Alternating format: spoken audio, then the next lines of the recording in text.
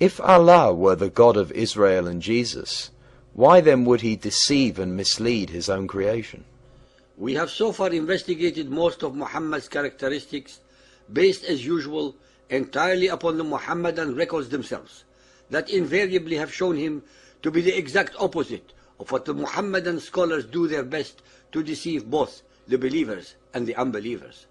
So far, we have touched on several of his characteristics in our chapters 33, 38, 41, 43, 59, 89, 93, 101, and more. Muhammad was actually the most consummate artist on deception, fraud, and lying. The Arabs of the so-called Jahiliyyah, days of ignorance, had more honor, veracity, and decency than they ever had or could ever have after Muhammad and his Quran have done to pervert them. He encouraged treachery, lying, betrayal, deception, and all other similarly nefarious characteristics for as long as they were useful to his agenda to convert the whole of humanity to his twisted vision of Islam. These accusations are not based on anger or hate, but are based entirely upon the Muhammadan Muslim records themselves, in the Quran, in the Hadith, and in their history, as we have repeatedly shown. Ladies and gentlemen, I would like to remind you of the conclusions that we have made about Muhammad and his Allah in chapter 29, Satanic Quran. In fact, every letter, every word, every ayah, verse, and every chapter, surah, in the Quran are the product of Muhammad's personal thoughts and imaginings, his own alter ego, cleverly projected into the unsuspecting mouth of Allah, the supreme pagan rock god of Mecca, embedded into the corner wall of the Kaaba called the Black Stone. All the major players in the Quran, Allah, Gabriel, and Satan, are actually one and the same, Muhammad himself. That is why I shall prove to you that Allah is a deceiver, exactly like his character author Muhammad. Al-Baqarah 2.6. As for the disbelievers, it is the same whether you warn them or not. They will not believe. Allah has set a seal upon their hearts, upon their hearing, and a covering over their eyes. There is a great torment for them. The disbelievers will not believe because Allah had already predestined them to be so. Allah has set a seal upon their hearts, upon their hearing. They are not at fault, since they have had no choice in the matter. Yet, the allegedly merciful and compassionate Allah nonetheless sends them to eternal damnation in his hell. In fact, Allah's predestination is the ultimate form of deception. Al-Baqarah 2.9. They deceive Allah and those who believe, but they only deceive themselves. An-Nisa 4.142. Surely the hypocrites strive to deceive Allah. He shall retaliate by deceiving them. How is it possible from both the intellectual and theological points of view to claim that mere human beings can deceive Allah if Allah is the God of Israel and Jesus? These verses reduce Allah to a mere petulant child perpetrating schemes and deception upon his own creation. This depiction is pure blasphemy. Al-Ma'idah 5.41. Whomever Allah was to deceive, you cannot help.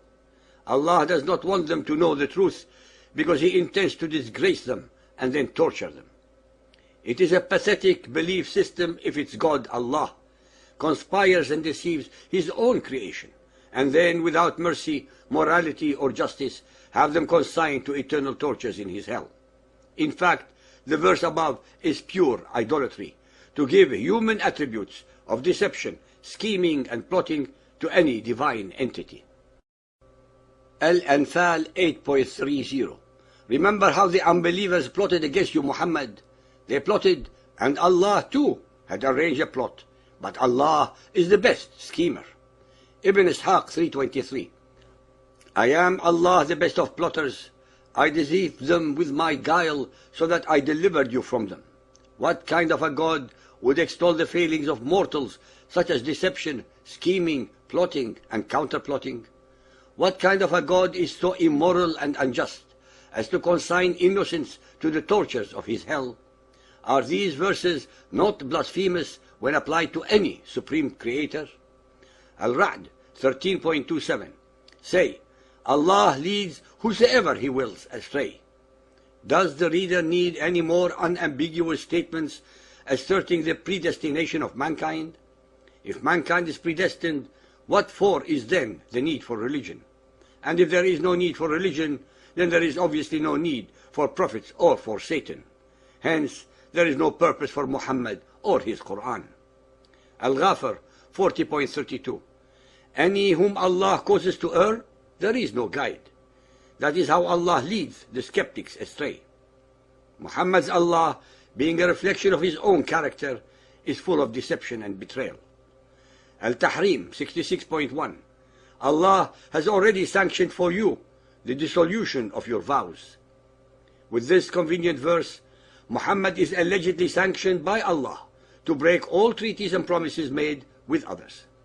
I can go on reciting further such abominations, but will not, because I would prefer our listeners to investigate them themselves and then tell us what they think. Ladies and gentlemen, believers and unbelievers, again and again and again, the hadiths paint a disgusting and unholy but truthful and factual portrayal of Muhammad's Allah. Even in the 21st century, 1400 years later, nothing has changed. The modern followers of Muhammad, politicians, educators, leaders and their media do their best to deceive the unbelievers as well as the believers by doing their utmost to pretend at distancing themselves from those whom they call radical Muslims. In fact and in reality, by their deafening silence, they actually agree, condone and support suicide bombings, assassinations, terror and the undermining of our democracies with the sole purpose of their publicly declared aim of Islamizing the whole of humanity.